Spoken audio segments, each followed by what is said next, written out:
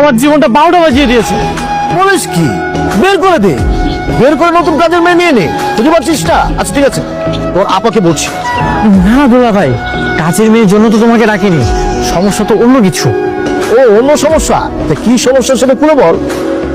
দুলা ভাই, আমাদের যে কাজের মেয়ে পুরুষ, ও তো আমার ফোন চুরি করে ফেলেছে, আবার আমাকে ব্ল্যাকমেল করতেছে। বলিস কি? আমার সাবার ফোন চুরি করে? ওর এত বড় সাহস! ও আছে কোথায় বলতো? আচ্ছা, ফোনে কি কোনো ভিডিও টিডিও ছিল নাকি, গোপন কোনো ভিডিও? অনেক প্রয়োজনীয় জিনিস আছে মোবাইলের ভিতরে, অনেক গোপন কিছু আছে। এই মেয়ে, কে তুমি? আমাদের দুজনের কথার মাঝখানে ঢুকে পড়লে। স্যার, আপনি আমার চিনতে পারেন না? আমার নাম হলো পুষ্পা রানী। পুষ্পা নাম হ্যাঁ মেয়েরা। সুমন, ও কিসের গোপন ভিডিওর কথা বলছে? এই মেয়ে, এই ভিডিও আগে আমাকে দেখাও, তারপর ওর আপাকে আমি দেখাবো। আপনি দেখবেন?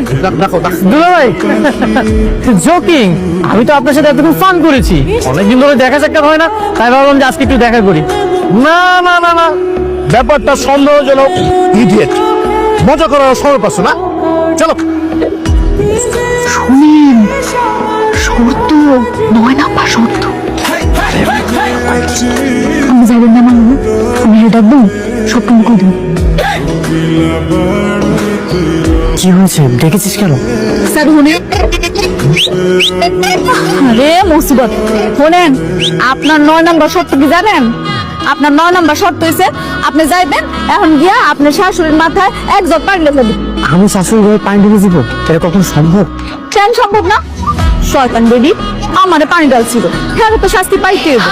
আপনি এক্ষুনি যাইবেন, আপনি তো জামাই মানুষ, পানিতে তো আর চুবাইতে পারবেন না। তাহলে একটা কাজ করেন, এক জগ পানিতে ঢালতে পারবেন, যান গিয়ে পানি ঢালতে যান।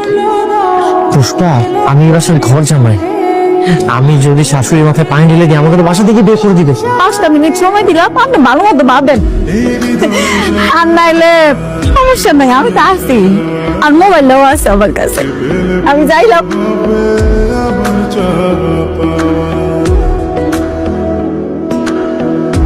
এই, সাবিয়া, পুষ্পা, বাবা তো ভাইয়া গেল। কি হইছে আম্মু? কি হইছে? এই কি হইছে তো দিছস তুই? তোর জামাই পাগল হয়ে গেছে। দেখতেছিস না আমাকে কি করছে? এক জগ পানি এনে আমার গায়ে ঢেলে দিছে। অসভ্য ছেলে কোথাকার। তোর জামাই পাগল হয়ে গেছে। এটা পাগলা গারস পাঠা। সাদিয়া, আসলে হয়েছে কি, আমি একটা স্বপ্নের মধ্যে ছিলাম, স্বপ্নে দেখছিলাম অনেক দিন ধরে কদম গাছে পানি দিই না, আমি সেই কদম গাছে পানি দিচ্ছিলাম, কিন্তু হঠাৎ করে তাকিয়ে দেখি আমি মায়ের গায়ে পানি দিয়ে দিয়েছি। আমার তোমার কদম গাছ মনে হয় না? থাপড়ে গেল দাঁতগুলো আমি ফেলা। আম্মু, তুমি আজকে ঘুমায় যাও, আমি কালকে সকালে ওকে